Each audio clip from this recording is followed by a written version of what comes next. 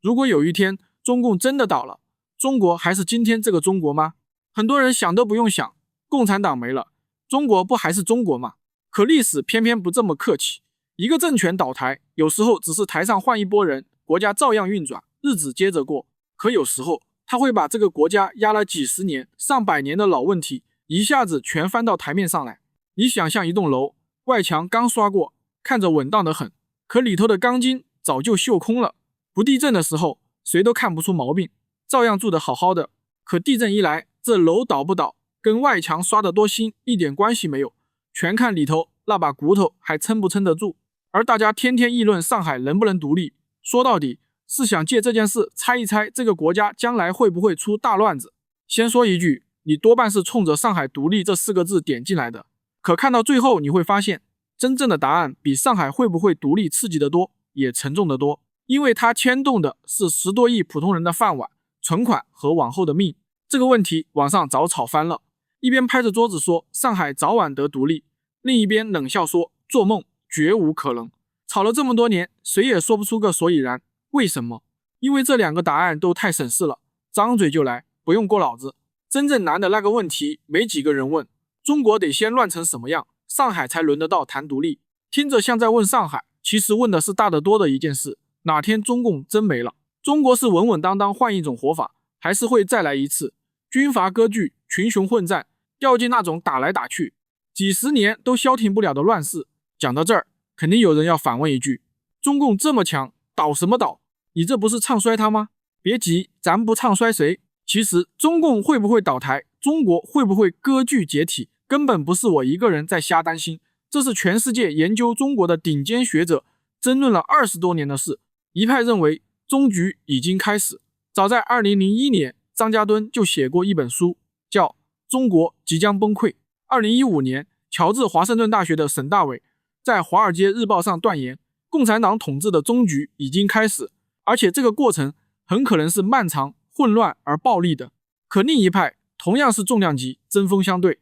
他们说这个政权的适应力强得很，文革那种浩劫，89年那种动荡他都熬过来了，靠的就是不停加强谎言和暴力，所以中国不会崩溃。我这期不站哪一边，说中国必定崩溃的和说中国永远稳如泰山的，在我看来都太省事，一个喊得痛快，一个在装睡。咱不喊也不装，就老老实实算条件看后果。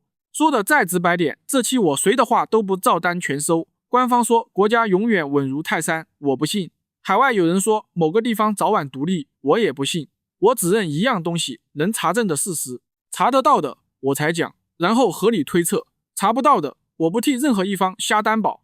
而有一个事实谁也驳不倒，翻开中国几千年，没有哪个专制王朝是万年不倒的。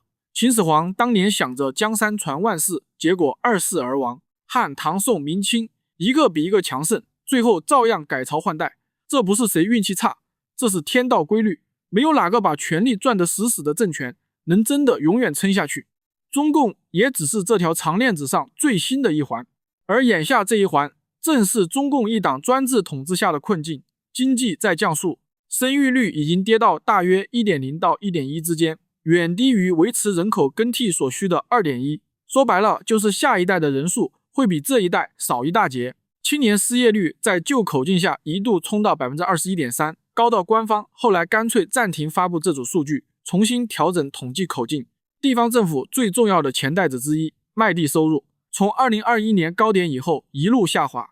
公开研究显示，到2023年土地出让收入已经比2021年峰值低了约1/3，到2024年这笔收入还在继续往下掉，债却越欠越高。这些都不是我编出来吓你的，是摆在台面上，连官方自己都在发愁的数字。就连最看空中国的那位学者沈大伟，美国乔治华盛顿大学的教授，研究中国几十年，被公认是西方头一号的中国问题专家，都补了一句，预测一个威权政权到底哪天垮是件很冒险的事。所以我把丑话说在前头，下面讲的全是假如。假如哪天中共真不在了，会怎样？这是分析，不是预言。我更不是我盼着中国出事，盼着中国人陷入水深火热的环境当中。恰恰相反，你看到最后就明白，真要走到那一步，对谁都不是好事。那到底该看什么才能判断上海能不能独立。有个坑得先躲开，不能一上来就站队喊口号。喊口号谁都会，可他压根没回答那个真问题，这件事到底有没有发生的条件。打个比方，一个人跟你说我明天要开饭店，你光问他有没有这个梦想没用，你得问实在的，钱呢？店面呢？厨子找好没？有没有客人？回头会不会有人来查封？这些一样没有，他说的再热血也就是嘴上说说而已。上海这件事一个道理，光有口号没用，光有情绪更没用。你可能想不到，光有钱还是照样不一定有用。一个地方想真正独立出去，背后非得有更大的变化才行。上头那个中央还管不管得住？军队听谁的？钱往谁那儿交？外面的国家认不认你？这几样才是真正的命门。所以这期视频问的不是上海会不会独立，而是中国得先乱成什么样，上海才可能走到那一步。上海只是个切入点，真正要算的是它背后那个中国。这些大问题咱后面慢慢谈，先把脚踩回地上，问个最实在的，现实里到底有没有人正经在喊上海独立？还真有，海外确实有这么一个团体，叫上海民主党，也叫沪民党。2018年7月在纽约成立，他主张上海独立，沪人治沪，也就是上海人治理上海，反对所谓大一统，也提出过把上海单独建国这一类说法。但咱得照着事实看它的分量，公开资料能看到的只是一个海外小圈子的政治主张，在上海本地看不到成规模的人公开支持，也看不到一个真正能运作起来的本土政治组织。所以准确的说，上海独立眼下是一个真实存在但现实基础很薄的政治主张，它既不是一场运动，也不是一个完全凭空捏造的笑话。不过这里得说句公道话，会冒出这种主张背后不是没有来由的，它戳中的是一部分人对高度集权，对地方上的事自己说了不算的真实不满。这种不满是真的，值得认真对待。至于独立是不是这种不满的出路，那是另一回事，咱们后面拿条件去量。要说这种情绪什么时候在网上最热，那得说2022年那场封城。上海这座2500万人口的大城市，经历了将近2个月的严厉封控，物资、就医、收入和日常秩序都受到巨大冲击。就在那阵子，网上才真的冒出大量声音，要是上海能自己说了算，会不会就不至于这样？你看，上海独立这个词真正被点着，从来不是因为有人组了党，而是因为有那么一回，普通人实实在在被逼到了墙角。可你回头想，这恰恰说明一件事，一个现实基础这么薄的话题，为什么隔三差五就被翻出来议论？而且翻来覆去就是上海，没人去说郑州独立、合肥独立，一样是大城市，凭什么偏偏是上海？一句上海有钱是打发不了这个问题的。论有钱，深圳、广州、苏州、杭州哪个差了？可大家偏偏盯着上海，为什么？因为上海这座城本身就不普通，这股不普通是有来头的。上世纪20-30年代，上海号称东方巴黎，是整个远东最大的金融和贸易中心，外滩那一整排全是各国的银行。巧的是，那会儿中国大半地方正被军阀割据，打成一团，唯独上海在外国人和本地商人手里照样灯红酒绿，生意兴隆。打那时候起，上海2个字就跟洋气跟世界连着绑在了一块儿。往后这100多年，它一直是整个中国离世界最近的地方，所以一提上海，跟着冒出来的全是这些标签：有钱、有港口、有金融、洋气，跟国际接得上，还有那么一点点说不清道不明的不太一样。你真站到外滩上，看看江对面陆家嘴那排高楼，再回头看看身后那些上百年的老洋房，心里多半会冒出一个感觉，这地方跟内地很多城市好像不是一个路子。也正是这点不太一样，让上海特别容易被人往那个方向想。中国一有大动静，就有人忍不住琢磨，万一哪天真乱了，上海会不会自己顾自己？中央要是没钱了，上海还乐不乐意把钱往上交？真要哪天搞成了联邦，上海会不会头一个跳出来要更大的自主权？胆子再大点的，干脆问出那句最刺激的，上海会不会变成下一个新加坡？这里得先说一句，怕有人不知道新加坡是什么。新加坡一座比香港还小的城市，自己却是一个独立的国家，干净有钱，全世界都认他的护照，所以上海变成下一个新加坡，意思就是一座城自己当一个国家，还当得风生水起。可这话听着带劲，有句实在话得趁早说明白，上海像不像新加坡，根本不看它楼有多高，钱有多少，看的是它够不够得着。当一个国家的那些条件，你别看新加坡今天这么风光，它当年可不是因为有钱才当上国家的，恰恰相反，1965年，新加坡不是自己风风光光要独立的，更准确的说，它是在马来西亚内部政治和族群矛盾激化之后，被迫脱离联邦。马来西亚国会随后以126票对0票通过相关修正案。新加坡的人民行动党议员没有参加投票。李光耀当天宣布这件事时，在镜头前落泪，说这是他这辈子最痛苦的一刻。他后来在回忆录里写得明明白白，他是真心想留在马来西亚的，是人家不要他了，他才不得不自己单干。你注意这个次序，新加坡不是有钱了，翅膀硬了，自己要走的，他是先被一脚踹出门，逼到墙角，然后才硬着头皮靠港口、靠制度、靠拼命搞贸易和抢人才，一点一点把自己发展成了今天这个样子。是反过来的，上海正好相反，它确实有钱，确实国际化，确实有港口，有金融，可这些加在一起只能说明一件事，上海很重要，重要不等于能独立，这是两码事。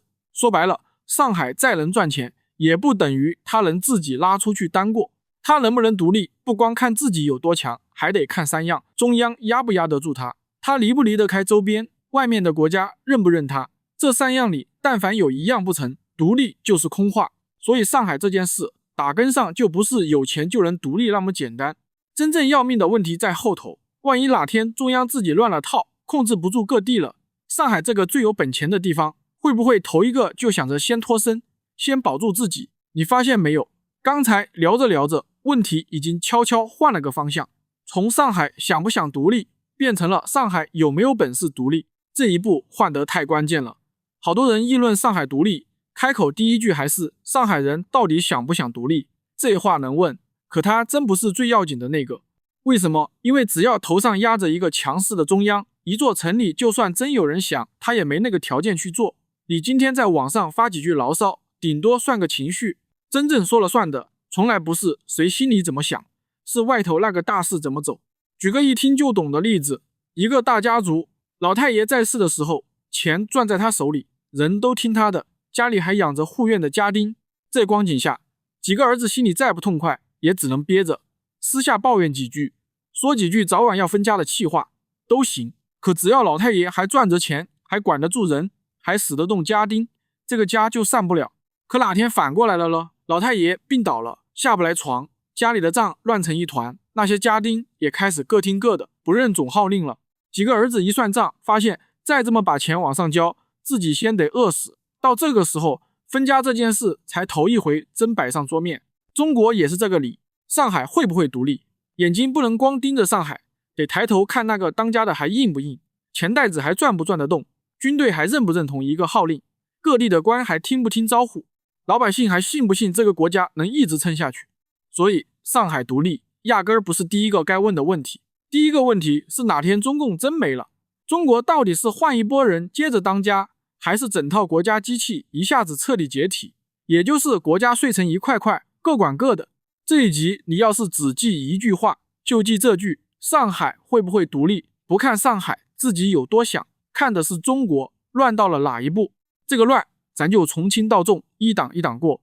先说最轻的那一档，换人不换国。共产党倒了，可国家整套还在，军队、银行、海关、法院、警察照常运转，只是上头换了一拨人来管。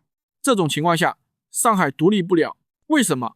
因为只要这个新的中央还能管事，军队还统一，还听一个号令，税还收得上来，铁路、海关、港口、法院、警察这一整套还连在一根线上，那上海既没必要，也没条件自己独立出去。至于上头管他的，以前叫共产党，往后叫临时政府，还是叫一个选出来的政府，对上海来说没那么要紧。这时候肯定有人要反问一句，共产党都倒了，上海干嘛不趁乱独立？听着挺带劲，可现实不是这么走的。一个人不想干了，背起包就能走人，可一座城没法说独立就独立。上海是什么概念？2000多万人，吃喝拉撒，底下连着无数企业、银行、港口、学校、医院、地铁、水电，一层人的口粮，还有数不清的外地人一生的债和合同。他不是嘴上说一句我独立了，第二天就能照常运转的这么一大摊子，谁接得住？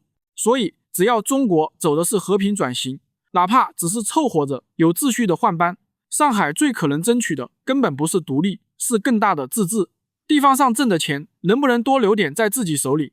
市长这个位置能不能由本地人投票决定？媒体能不能放开了报道？法院断案能不能不看党的脸色？这些东西对上海来说比马上挂一面新国旗实在得多。因为老百姓心里真正惦记的往往不是国旗换不换，是日子还过不过得下去，这个月工资发不发得出，房贷还供不供得起，孩子有没有学上，病了进不进得了医院。所以第一种记住一句话就够，换人不换国，国家还在，上海就独立不了，顶多变成一个自治权更大，口子开得更宽的中国城市。这也是所有岔路里动静最小的一条，那是最轻的一档。国家稳稳换了个班子，可现实哪有那么简单？咱再往下走一档，情况更糟。中共是倒了，国家也没立刻解体，但那个中央明显变弱了。什么叫变弱了？中央还在，北京还做着个政府，国家名义上也还是一个整的，可中央的话不像从前那么好使了。搁过去，中央一声令下，地方马上就办。如今中央吩咐一句，地方先得在心里算几笔账。我有这个钱吗？我底下这帮人听吗？老百姓买账吗？这事办下去，会不会反倒把我自己搭进去？走到这一步，中国就进了一种不上不下的状态，没立刻分家，可也不再是铁板一块，各地都开始伸手，要更多自己说了算的权。上海也一样，他多半不会喊我要独立，他会换个说法，跟中央讨价还价。我挣的钱能不能多留点在自己手里？我这座城能不能我自己多管点？我这儿的媒体能不能少几道审查？我的法院判案能不能别再接某个党组织打来的电话？我这市长能不能让本地人实打实选出来？这一类要求有个名字叫自治，自治不是独立，这俩千万别搞混。独立是干脆搬出去另起一个门户，自己挂牌当一家。为什么上海会要自治，不急着独立？因为对他这种城市，自治这条路好处明摆着，中国这个大市场他照样能吃，可中央那些瞎指挥能少受很多。港口、金融、做买卖这些老本行他一样不丢，可本地的官得开始对本地人负责了。最要紧的是，他用不着立刻去扛一个独立国家那些要命的大包袱，养军队、搞外交、求着外国承认你，这些想想都头疼的事，他一样都不用碰。往后中国万一真搞成了那种联邦，这个词你别被吓住。说白了，联邦就是一个国家底下各省各市自己的事基本自己管，也就是现在俗称的地方真正的自治，中央只管国防外交这么几件最大的事。就像美国，每个州有自己的法律、自己的警察、自己的税，连闯红灯罚多少钱各州都不一样，可对外它还是一个美国。真要搞成这样，上海没准就成了一个权力特别大的超级城市，国家还是那个国家，可他自己的钱怎么花，人怎么用，事怎么管，越来越多的自己说了算。这条路比独立好走，也比整个国家解体安全得多。所以第二种说穿了就一句，中央松手，上海要的是更大的自主权，不是另立门户。这时候的上海不是新加坡，是一个待在中国身子里权力却大得多的超级城市。自治那一档说到底中央还在，还镇得住场子，只是松了手。再往下走一档，事情就开始变味了，因为这一回中央不是松手，是真的没钱了。一个政权最怕的是什么？不是老百姓骂他，也不是网上有人反对他，一个政权最怕的是钱发不出来了，尤其是专制政权的稳固，核心就是靠经济利益换取忠诚。军人的饷发不出来，警察的工资发不出来，一大批公职人员的薪水发不出来，地方欠的债还不上了，银行开始出问题，企业拿不到钱，老百姓某天一摸口袋发现自己辛苦攒下那点存款搞不好都取不出来了。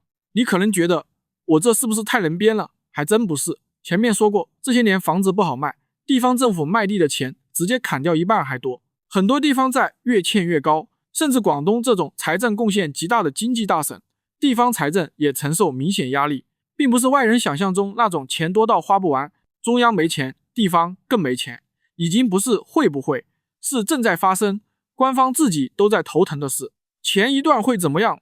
政府那一套就转不动了。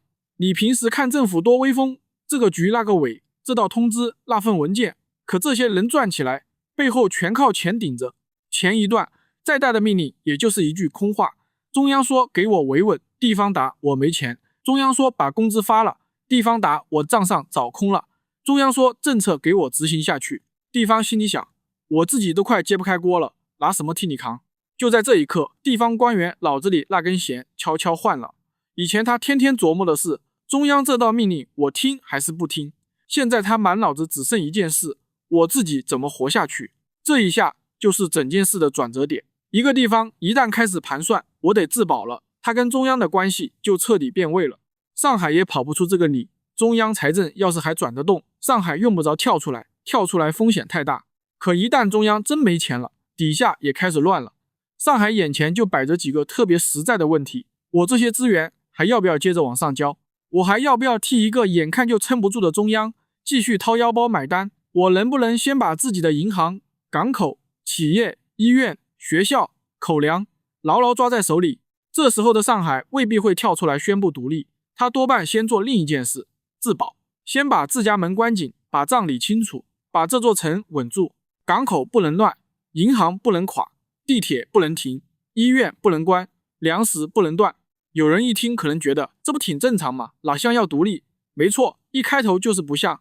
可你翻翻历史就会发现，很多地方争闹分家，开头从来不喊独立这两个字，他先给自己找个特别正当的说法，我就是临时自己管一管，我这是为了不让城里乱套，我就先顶一阵，等中央缓过劲来。可万一中央一直缓不过来呢？万一别的地方一看也学着这么干呢？广东说我也得先顾自己，江浙说我也得先保自己，东北、西北、西南一个跟着一个，全开始只扫自己门前雪。那这个国家牌子还挂在那儿，里子其实已经一块一块地松开了。所以第三种事就悬了，中央没钱，上海开始只顾自己，嘴上未必认独立，手上已经在单干。他独立还不是板上钉钉，但已经不再是网上随口喊喊的口号，而是地方各自保命之后桌面上摆着的一个真选项了。前面三档，不管中央是变弱还是没钱，他好歹还在。最后这一档是最要命的，那个中央没了，整套国家机器彻底散了架，谁也指挥不动谁。这里得先把话说准，免得引起误会。中国真要走到这一步，很可能走的是自己历史发生过的老路，名义上还是一个中国，可中央已经管不住底下了，各地被各自的实力派攥在手里，自己管自己，互相不服，甚至打来打去。说白了，就是重新回到100年前那种军阀割据的局面。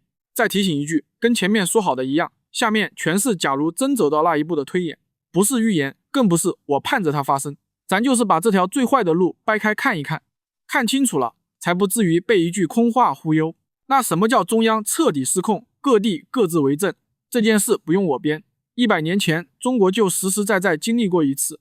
1916年袁世凯一死，那个名义上的中央权威跟着就断了，整个国家碎成一块一块，各路手握军队的强人各占一方，这就是史书上的军阀割据，前前后后打了整整12年，当兵的人数从几十万一路打到200万，谁也压不住谁，连英国、日本、俄国这些列强都趁着这片乱伸手进来捞好处，夹在最中间被反复碾压的是普通老百姓。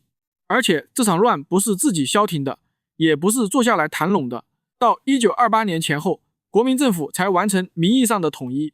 可名义统一不等于天下太平，后面还有内战、抗战、再内战，直到1949年才重新出现一个能控制大部分中国大陆的全国性政权。你记住这一点，让一个国家陷进军阀混战容易得很，可想再把它重新打回一个整的，是要拿几十年无数条命去换的。那万一再来一次会怎么样？北京还有没有那个政府已经不重要了，因为底下不听了，军队不一定还听一个号令呢，税收不上来了，警察也开始各管各的，铁路、海关、银行、法院、媒体，这些本来全国一条线串着的东西，一处一处地断了。各地心里就剩一个最现实的盘算，一个已经管不动我的中央，我还跟着他干嘛？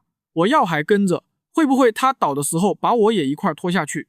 我自己管自己，是不是反倒能把本地人的日子先保住，把自己这些人的利益保住？也就是熬到这一步，上海才头一回真正有了独立的可能。可你记住，我说的是可能，不是一定，因为独立这件事远不是发一张声明那么轻巧，不是找几个人凑一块开个会宣布一声上海共和国成立了它就成了。真要独立得住，主要得过4道关。第一道关，上海手里得有一个真能管事的政府，不是嘴上说的政府，是警察真听他调遣，公职人员真归他管，银行肯配合他，港口照样转，医院学校照样开门的那种，指挥不动这些。所谓政府就是个空架子。第二道关，上海得有自己的军队。一个地方想当过，光靠一张嘴不行，外头有人打进来，你拿什么挡？里头有人闹事，你拿什么压？周边几个地方一合计，把你围起来，断你供给，你拿什么破？手里没有自己的武装，那点独立就是写在纸上的，风一吹就破。前2关拼的是硬实力，有没有政府，有没有兵。第3关不一样，他拼的是人心，也最容易被人忘掉，可偏偏最要命，上海人自己认不认？要是大多数上海人心里照旧觉得自己就是中国人，无非是受够了眼下这套管法，想日子过得自在点，那他们未必肯跟着你去另立一个国家，他们可能要民主，要自治，要本地选举，要新闻自由。可这些跟我要脱离中国，单独建国，根本是两码事。因为独立这一步压上的赌注太大了，大到多数人不敢赌。第4道关，外头那个世界认不认你？自己关起门来喊一嗓子独立，不等于你就真独立了。现实里还真有那么一些地方，自己关起门来宣布独立了，可全世界没几个国家认他。结果呢？护照没人认，飞机飞不出去，钱跟外面结算不了，生意做不成，老百姓跟着受罪，听着像是面子问题，其实是直接断了一座城的活路。所以你看明白了，哪怕中央真上了架，天下重回军阀割据，上海独立也绝不是一下子自动就成的。本地政府这关，自己军队这关，民心这关，国际承认这关，但凡有一关过不去，上海大概率就卡在自己管自己，可名分上还在中国里头这一步，到不了正经独立那一步。所以第4种，一句话总结，中共倒台之后，要是中国走的不是和平换班，而是中央彻底失控，各地各自为政，重回军阀割据，那上海独立才头一回，真正迈进了现实人讨论的门槛。但这背后藏着一件更可怕的事，你得听明白，当上海独立开始变得现实的那一天，往往恰恰说明中国已经不是一般的乱了，是整个国家的骨架从根上出了大问题。这时候很多人心里会冒出一个念头，共产党要是真没了，是不是就自由了，就民主了？我得把这盆冷水泼在前头。大概率不会，这不是我瞎说。2026年初，外交事务刊出哥伦比亚大学中国问题学者黎安友的书评，讨论许成刚、制度基因等著作。他的意思很冷酷，如果中国缺少能接住转型的制度和信任，那么中共之后未必自然走向民主，反而可能出现一个更靠赤裸权力维持的后中共威权体制，甚至比今天这个体制更难处理。书里还有一个很残酷的判断，像中国这样的集权体制很难靠体制内部自然长出民主，它往往要先经历崩塌，真正的制度改变才谈得上。道理也不难想，一个强权突然没了，底下又没有人接住的东西，没有人独立办事的法院，没有人说话的媒体，没有成熟的公民社会，那真到那一步能重新把场面压住的，多半还是另一种强权，而不是什么选票。换句话说，旧的强人倒了，接上来的很可能是又一个强人，甚至更乱更狠。而真到了那种群雄并起，谁也压不住谁的局面，最先被碾碎的从来不是台上那些人，是普普通通的老百姓。这不用猜，100年前那场军阀割据已经把账算给我们看过一遍了。那10几年是什么样子？仗今天这个军头打那个军头，明天那个军头又反水，一打就是10几年，几百万人死在里头。打仗要钱，钱从哪来？从老百姓身上刮。这个军阀进城收一遍税，那个军阀打回来再收一遍，苛捐杂税能预收到几十年以后。打仗要人，人从哪来？抓壮丁，一根绳子把家里的儿子丈夫捆走，送上战场，多半就再也回不来了。庄稼没人种，粮食运不出，一遇灾年，就是大片大片的人活活饿死。而外面那些列强就趁着你这片乱，今天割块地，明天要点特权，谁也拦不住。那10几年对一个普通中国人来说，不是历史书上轻飘飘4个字军阀混战，是命，是一家人。能不能苟活到明年，你把这件事挪到今天来想，会更脊背发凉。今天的中国比那时候复杂100倍。你的钱不是埋在炕底下的银元，是存折上一串数字，是绑在手机里的余额。真要乱起来，银行一关门，货币一崩，你攒了半辈子的钱，可能一夜之间就成了一堆废纸。你爸妈的养老金断了，你孩子的学上不成了，你赖以吃饭的那家公司、那家工厂一夜倒闭，已成了几千万失业大军里的一个。城里乱了，你想往乡下逃，可路上全是跟你一样逃命的人。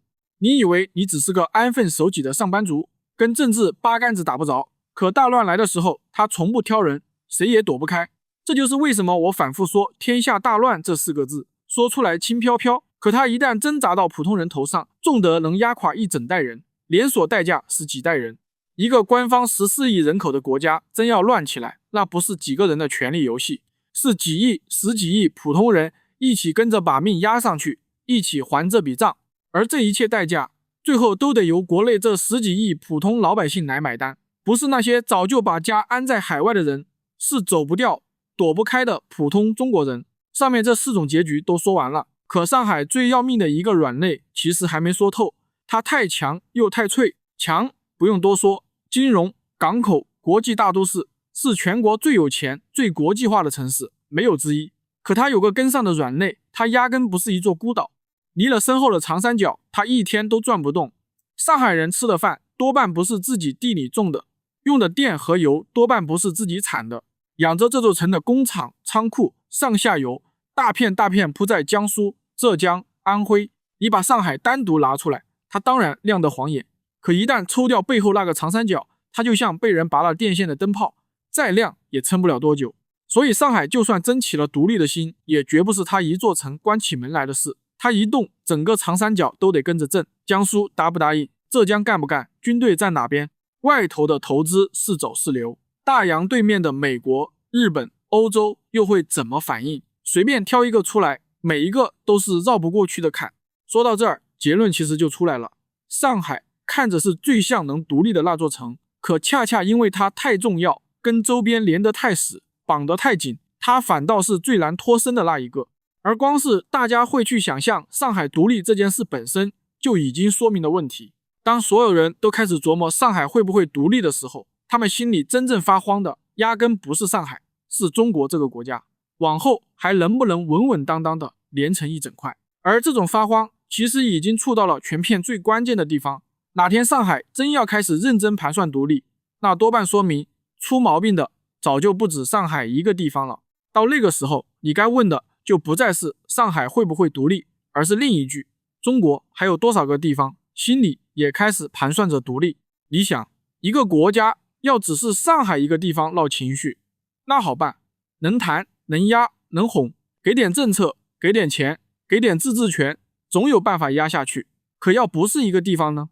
要是上海开始想自保，广东也开始想自保，江浙也跟着想自保，东北说一句我不能再被你们拖下去了，西南说往后我自己管自己，新疆、西藏、内蒙古这些地方又把积压多年的老问题重新摆上来。香港本来就有它那段特殊的来历，这不是危言耸听，是中国自己刚走过没多久的路。前面讲过的军阀割据就是活生生的例子。中央一旦真的镇不住场，各地开始各听各的，从来不是一个地方安安静静走出去，而是一块跟着一块，谁手里有枪有地盘，谁就先把自己那一摊圈起来，一个开了头，旁边的就跟上，一片一片全乱。而那种乱一旦起来，最先被撵进去的永远是普通老百姓。这账前面那10几年几百万条命已经替我们算过一遍了。到这个地步，中国面对的就不是一道上海怎么办的小题了，是整个国家骨架还结不结实的大题。这就好比一件衣裳，一颗扣子松了，缝回去就完事。可要是整件衣裳的线一起往外抽，扯哪儿破，那就不是缝一颗扣子的事了，是这身布料整个不行了。上海就是那颗最扎眼的扣子，可真正该问的是，这颗最显眼的扣子都开始松动了，那旁边那些不起眼的呢？这里还有一笔账，平时没人提，可一旦出事，立马会被翻出来。中国真正长期承担大量财政净贡献的地方，主要集中在东部沿海和少数大城市，比如广东、上海、北京、江苏、浙江、山东、天津、福建。换句话说，能稳定往上交钱的地方本来就不多，剩下很多地方财政上都需要靠中央转移支付补窟窿。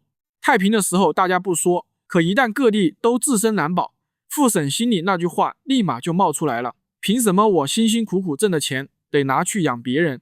可这笔账反过来还有更扎心的一面，真到了各地各顾各的那天，凭什么上海这块最肥的肉就该归上海人自己留着？你别忘了，上海今天这份家底根本不是他一座城自己挣出来的。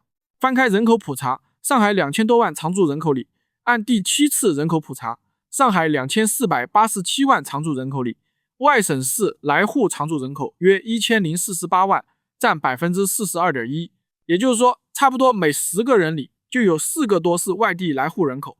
这些年上海本地人早就不怎么生了，这座城的人口还能不减，整座城还能照常运转，很大程度上靠外地人撑着。过去10年，上海新增常住人口里大约80%来自外省市，他们主要从安徽、河南、云南、贵州、四川一波波涌进来，盖楼的、进厂的、送外卖的，是实打实一砖一瓦把这座城垒起来的。那真要分家，这些人答不答应？他们背后那些穷省答不答应？乱世里最肥的地方从来不是没人惦记，是人人都想来分一杯羹。上海越有钱，越是一块谁都想咬一口的肉，所以他那点独立的念想根本不是关起门来自己说了算的事。他越想自己单过，越可能成为各方抢夺的目标。这哪是安安稳稳独立，这是把自己摆上了案板。讲到这儿，这里还得戳破一个流行的说法，很多人靠他安心，觉得中国很多地方不可能独立。有人说中国大陆汉族占90%以上，大家同文同种，怎么可能分家？这话只说对了一半。虽然同是汉族，但是底下的裂缝一点不少。你以为大家都说中国普通话，可广东话、福建话、上海话，有些地方的语言彼此之间差得很远，很多人第一次听，跟听外语差不多。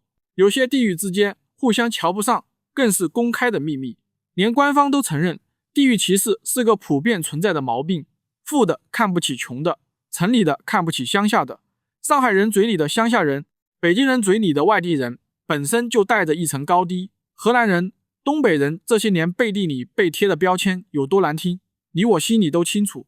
这种裂缝深到什么程度？同一个江苏省，苏南就看不上苏北；同一个安徽省，皖南就看不上皖北。一个省内部都未必拧成一股绳，更别说中国还有一道户口本。就这么一本薄薄的小本子，几十年下来，硬是把本地人和外地人从制度上划成了2拨人。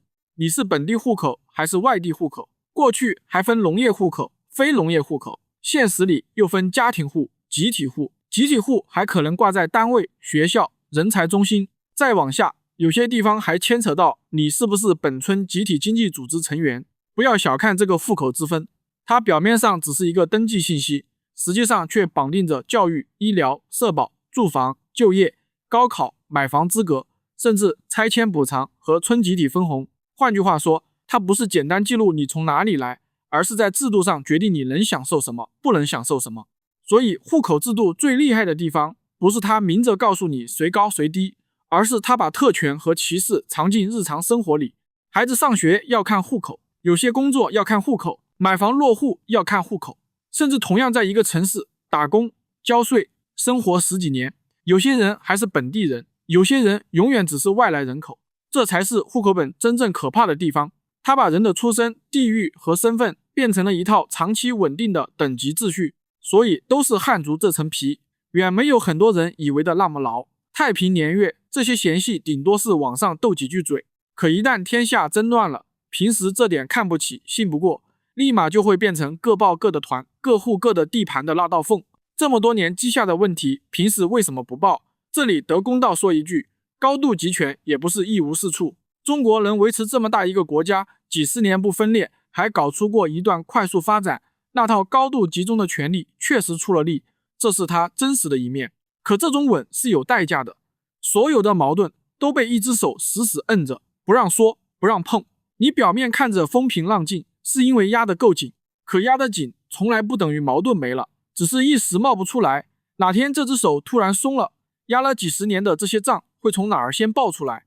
也许真不止上海一处，是好几个地方同时往外冒。所以上海独立这个题目真正值钱的地方，压根儿不是去猜上海哪天挂牌，它值钱在硬逼着你去看一个大得多的问题。今天这个中国看着是铁板一块，可这份一块到底是大家打心眼里认的，还是靠一套庞大的机器硬压出来的？